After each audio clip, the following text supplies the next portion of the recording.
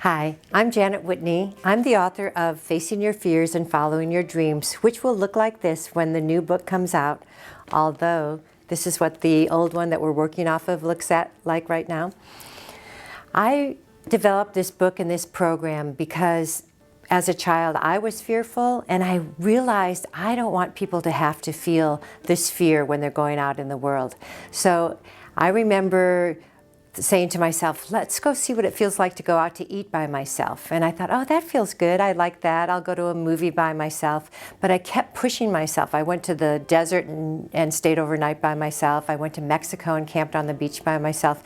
But still inside, I could feel that fear. And eventually I went to Africa for a few weeks by myself and ended up on the Camino for the 500 miles with a backpack walking. And that's when I knew I'm okay no matter where I am. And I want other people to feel like that. So in this book, Facing Your Fears, what you'll find out is we self-sabotage.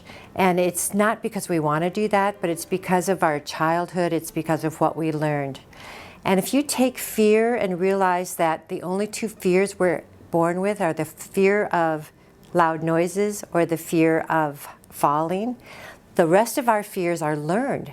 And the good part about that is we can unlearn those fears. And that's what I want to help you with today. We are in the challenge of COVID. We don't know how long that's going to last, but I kept thinking, facing your fears right now in the time of COVID may help a lot of people.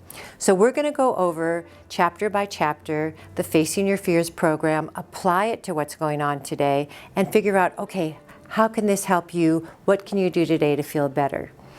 There are vibrational levels that if you look at the Dalai Lama, he vibrates at 800, I don't know if it's RPMs or whatever per second, and the normal person does 300.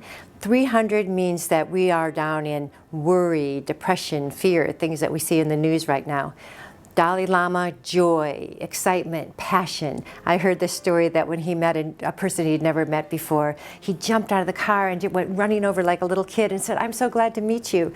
And we could live like that if we would just allow ourselves to feel as free and as authentic as we really are. So we're going to raise our vibrational level by doing each chapter in this book, Facing Your Fears, Following Your Dreams. And hopefully each time you listen to this, you'll have more goals, more dreams, more direction on where you want to go. So thank you for listening.